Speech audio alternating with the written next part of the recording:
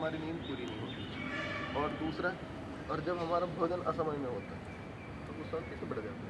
तो पित्त बढ़ने के कारण क्या है, अंदर से थोड़ा थोड़ा आता रहता है पित्त ऊपर, तो वो यहाँ क्या करता है, वो उसको सूजन ले आता है, हमें लगता है कफ हो रहा है। फिर उसके बाद कफ जो अंदर प्रकृति है, वो कफ क्या कर रहा है, उस पित्त को रोकने के लिए वो कोशिश करता है।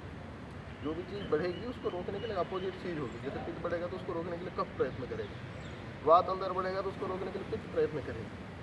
तो ये तीनों का परस्पर कनेक्शन ज़्यादातर खराब तब होता है जब विशेष रूप से जब नींद न होना और ज़्यादा घूमना, है ना, बिना भोजन के असमय भोजन। तो इनका थोड़ा सा ध्यान रखना होता है, पर कार्यक्रमों में नहीं हो पाता, कितना ही कर लो। जनरली लोग जो बोले भैया कि वो कब से ही गला खराब पानी मंगाते हैं। हाँ ठीक है। हाँ तो इन्होंने जो किया है ना, हाँ। पानी के स्थान पर इसे कीजिए तो हाँ राइट। और अपने परमजी स्वामी जी रामदेव जी भी कहते हैं कि थोड़ा सुबह हनी और गर्म पानी लें। नहीं, हनी और गर्म पानी बिल्कुल लेना चाहिए, पर तेज गर्म नहीं होना चाहिए शहद के साथ। कम गर्म, मतलब वैसा गर्म नहीं होना चाहिए, हल्का गुनगुना, मतलब उसका तेज ठंडा तो पित्त बढ़ा देगा ना तेज। हाँ। और दूसरा ये है कि ये पित्त बढ़ाना है, कौन, शहद, है ना।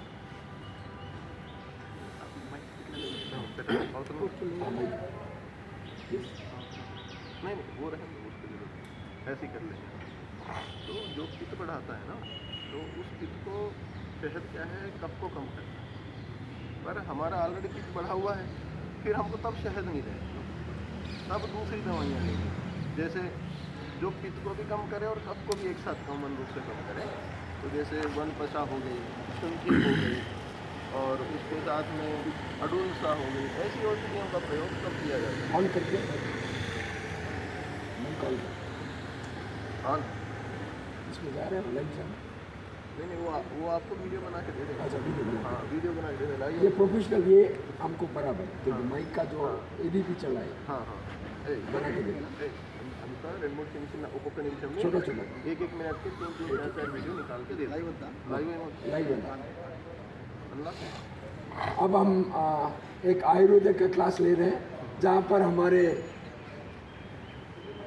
आचार्य तेजस, अभी हम यहाँ कोयम्बतूर के गुजराती समाज में हैं, जहाँ पर यज्ञ का कार्यक्रम शुरू होने वाला है।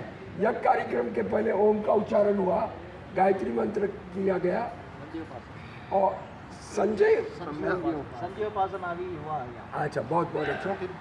और अभी हमारे पास एक बहुत ज्ञानी व्यक्ति है, ज्ञानी आचार्य है, जिनका नाम है आचार्य तेजस, और वो अभी आयुर्वेद के बारे में कुछ अहम जानकारी, कुछ नुस्खे देंगे। धन्यवाद।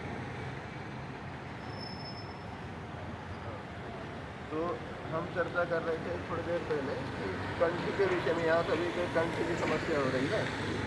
तो विचारणीय विषय यहाँ पे ये है कि कई बार हम सोचते हैं कि कफ के कारण ही हमारा कंठ खराब होता है, ऐसा नहीं, पित्त के कारण भी कंठ खराब होता है। तो हमें अपने पित्त को नियंत्रित करने के लिए ये देखना होता है कि जैसे एक तो निद्रा, आहार का समय आगे पीछे होना, 4-5 कारण हो जाते हैं जिनके कारण हमारा ये समस्या आती है। तो शहद क्या है, पित्त को कम तो नहीं करता, वो कफ को कम करेगा।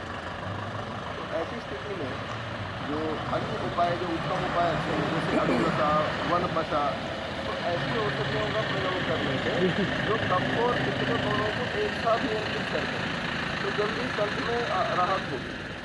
और पित्त वाले उसमें जो दला मिश्री, जो पित्त वाले कफ कंठ की समस्या में एक चीज़ बहुत कॉमन दिखाई देगी कि हमारे स्वर को खराब करना शुरू कर देगा, हमारा स्वर खराब होना शुरू होगा, स्वाभाविक स्वर नहीं निकलेगा।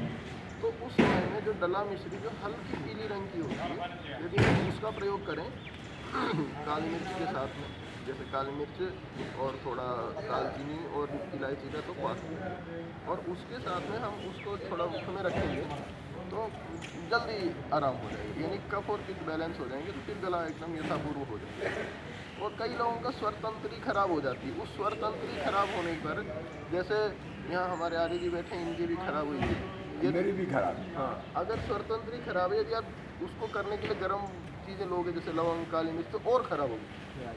उस समय आपको वो नहीं लेंगी, उस समय में आपको कुलंजन लेना है, या फिर मुख में शुंठी का टुकड़ा रखना है, वनपसा लेनी है, अडुलसा लेनी है, तो उस समय में कोई भी लवंग और ये सब नहीं लेना और डला मिश्री लेना, नहीं तो फिर और ज़्यादा खराब होगा स्वर तंत्र धीरे धीरे। जैसे प्रायः गले में कुछ होते सबसे पहले क्या आ जाए, बोले ले आओ लवंग ले आओ, ऐसे नहीं करना है। अपना उस लक्षण को पहचानना है।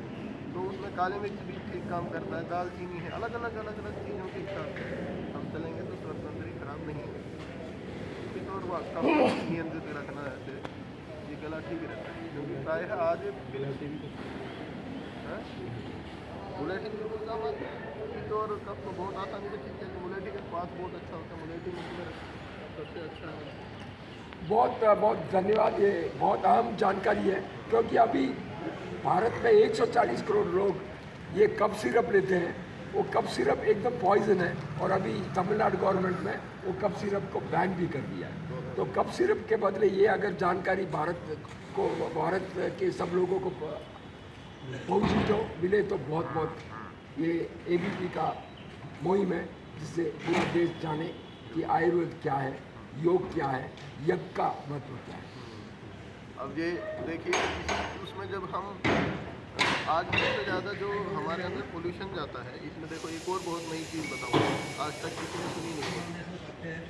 हम ज़्यादातर सोचते हैं पोल्यूशन नाक के द्वारा अंदर जाता है, ये सोचते हैं ना, पर नहीं, केवल नाक से नहीं जाता, हमारे कानों से भी जाता है, हमारी आँखों से भी जाता है, हमारे मुख से तो जाता है। ये मुख और नाक का तो सबको पता है, और कान और आँख से भी किसी का ध्यान नहीं जाता। तो यदि हम कानों को साफ करके कान की औषधि डालें, आयुर्वेदिक औषधि जो भी अच्छे से, बहुत आजकल सब कुछ मिलता है पर कोई खरीदता नहीं जाकर, कोई भी कान का ड्राफ्ट चाहे पतंजलि, बैद्यनाथ, जो आपको अच्छा लगे। तो मैं ये नहीं कहता यही डालो फिर कहेंगे कि बोले फलाना कंपनी का प्रचार करता है, तो इसीलिए मैं ऐसी बात नहीं है। कान की कोई भी आयुर्वेदिक ड्राफ्ट यदि हम सप्ताह में 2 से 3 बार डालते हैं तो हमारे कान में जो प्रदूषण या कीटाणु बैठा है वो खत्म होगा। इसके लिए आपको प्रैक्टिकल आपको समझ में आए, कभी आँख में औषधि डाल के आप ऐसे लेट जाओ, कान में डाल के बैठ जाओ, सीधे गले में पहुंचता है। तो पोल्यूशन के पहुंचने का और बैक्टीरिया के बैठने का सबसे अच्छी जगह है आँख और कान। नाक तो बाद की बात है, नाक तो मोटे बैक्टीरिया को बिठाता है, इसीलिए आँखों में आई ड्राप और कानों में भी कान का ड्राप जो आयुर्वेदिक है, एलोपैथिक काम नहीं करेगा। और नाक में तेल लगाते रहो तो कोई भी बैक्टीरिया अंदर नहीं जाएगा। अब देखो 3 चीज़ डालने में कितना बड़ा झंझट है।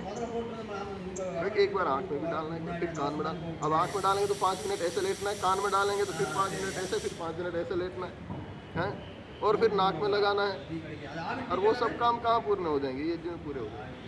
और अभी लोग बादाम रोगन नहीं, नाक में तो बादाम रोगन डालते हैं, मैं कह रहा हूँ नाक में आप चाहे कोई सा भी तेल लगाएं, बादाम रोगन लगाएं, सरसों का लगाएं, पर आपका समय लग रहा है ना, पहले आपने नाक में लगाया, फिर आँख में लगाया, फिर कान में लगाया। इन सब का एक कंबाइंड उपाय क्या है, ये यज्ञ। हाँ, तो यज्ञ में देखिए गोमय समिधा आती है, गोमय समिधा का थोड़ा वो है, उसका धुआं यदि हमारे अंदर जाएगा तो आँख में भी जाएगा, नाक में भी जाएगा, कान में, अपने आप ही सब बैक्टीरिया को खत्म। कल आचार्य श्री और स्वामी जी ने बहुत अच्छा कहा कि गौशाला में जो गोवंश 1200 है तो 50 से 100 किलोमीटर का एनवायरमेंट पर्यावरण का ख्याल रखता है। वो तो अवश्य होगा। देखिए गोवंश की तो बात अलग ही है, उस पर फिर करूँगा, एक लंबी चर्चा होगी, पर मैं तो केवल गोमय का इतना महत्व बता रहा हूँ। अब गोवंश तो एक और भी बात है, ज़्यादा लंबी बात ना करके हम यज्ञ को प्रारंभ करेंगे। किसी ने कहा कहीं के 1-2 बड़े उद्योगपति ने कि बोले कि गाय से प्रदूषण होता है। मैं कहता हूँ गाय से कोई प्रदूषण नहीं होता, गाय का श्वास भी हमारे लिए लाभदायक है, गाय के शरीर की गंध शरीर हमारे लिए लाभदायक है, और यहाँ तक कि गोमय से निकलने वाली गैस भी हमारे लिए लाभदायक है। माइक्रोवेज को साइंटिफिक भाषा में बोला जाए तो माइक्रोबायोलॉजी, एक माइक्रोबायोलॉजी शब्द प्रयोग होता है। हाँ, माइक्रोबायोलॉजी और नैनोबायोलॉजी है ना, माइक्रो से भी छोटा नैनो होता है। इसमें आज मॉडर्न साइंस की कोई भी गतिमति बिल्कुल भी नहीं है। इसमें गतिमति केवल ऋषि मुनियों की है और किसी की नहीं है। इसीलिए ये यज्ञ और गौ क्या है, माइक्रोबायोलॉजी से लेकर नैनोबायोलॉजी तक काम करते हैं, और इस विषय में आज के मॉडर्न साइंस को किसी को भी इसकी समझ बिल्कुल भी नहीं है। देखिए एक बहुत मोटा सा उदाहरण है, जैसे कार्बन डाइऑक्साइड जो बोल देते हैं, ये कहते हैं कि सब कुछ है, और कहते हैं अल्कोहल, ये तो मैंने गैस में बताया, अब अगली बात अल्कोहल बताया, तो द्रव पदार्थों में अल्कोहल बोले कहीं से भी आए कि, लेकिन आयुर्वेद इसको नहीं मानता है ना, आयुर्वेद इस बात को नहीं मानता, कहता है कार्बन किस में से निकल रहा है, यदि यज्ञ में से जो कार्बन निकल रहा है, गोमय में से जो कार्बन निकल रहा है, वो हमारे लिए अच्छा है, पॉजिटिव है, पॉजिटिव कार्बन है, और वो डाइजेस्टिव है, यानी कि हमारे अंदर जाके पच रहा है, हमारे फेफड़ों को स्वस्थ कर रहा है। तो इसीलिए इस कार्बन को और एक जो पेट्रोल डीजल से निकले हुए कार्बन को एक साथ जोड़ना बहुत गलत है। ऐसे ही अल्कोहल देखिए, जब हम आयुर्वेदिक औषधियाँ बनाते हैं तो उसमें आशावरिष्ठ में क्या है, लगभग 40% अल्कोहल होता है। उस अल्कोहल में और एक सड़ा के निकाले हुए अल्कोहल में बहुत अंतर है। वो अल्कोहल जो है लीवर को ख़राब कर रहा है, और लीवर को ठीक करने के लिए 40% अल्कोहलिक हम आशावरिष्ट दे रहे हैं। और अगर आप किसी डॉक्टर से पूछेंगे, बोले नहीं नहीं नहीं अल्कोहल से तो लीवर खराब होगा, अरे हम अल्कोहल दे के लीवर ठीक कर रहे हैं, कैसे हो रहा है? इसका मतलब ये है कि किस माध्यम से, किस मीडियम से वो निकल रहा है, उसका बहुत ज़्यादा फर्क पड़ता है। यही माइक्रोबायोलॉजी का अध्ययन का विषय है। किसी को अध्ययन करना हो, कोई भी वैज्ञानिक सुन रहे हो मेरी बात, कोई भी डॉक्टर सुन रहे हो, हमारे गुरुकुल में आइए, हम उनको बिल्कुल रिसर्च पत्र लिखवाएंगे। मैंने रिसेंट में ही अमेरिका में कैलिफोर्निया में एक बहुत अच्छे स्टूडेंट हैं, उन्होंने बहुत अच्छी उन्होंने मेरे पास संपर्क किया, तो वो बोली कि जी गुरुजी मेरे को इस विषय में शोध करना है, मुझे कोई गाइड नहीं कर पा रहा है। हमारे प्रोफेसर ने नंबर दिया, हैदराबाद यूनिवर्सिटी में प्रोफेसर थे, उन्होंने मेरा नंबर दिया, तो उनको केवल 3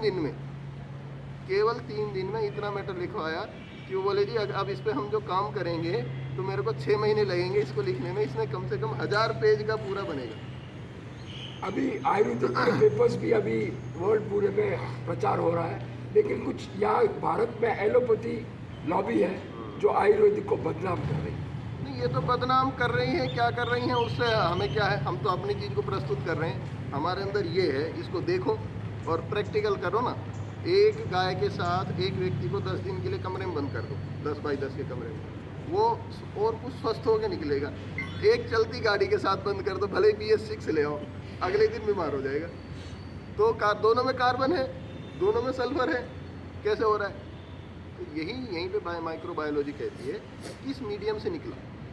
alcohol is not alcohol, carbon is not carbon, किस मीडियम से निकला उसका फर्क पड़ता है। बहुत बहुत धन्यवाद आचार्य तेज जी, उन्होंने काफ़ी विज्ञान के बारे में बात की। और कुछ लोग ऐसे कहते हैं कि आयुर्वेदा यानी प्रिमिटिव, यानी वो अच्छा नहीं है, सिर्फ एलोपैथी अच्छा है। धन्यवाद। ABP न्यूज़ के लिए गुजराती समाज से कोयम्बटूर, ABP न्यूज़ किशोर जैन, धन्यवाद।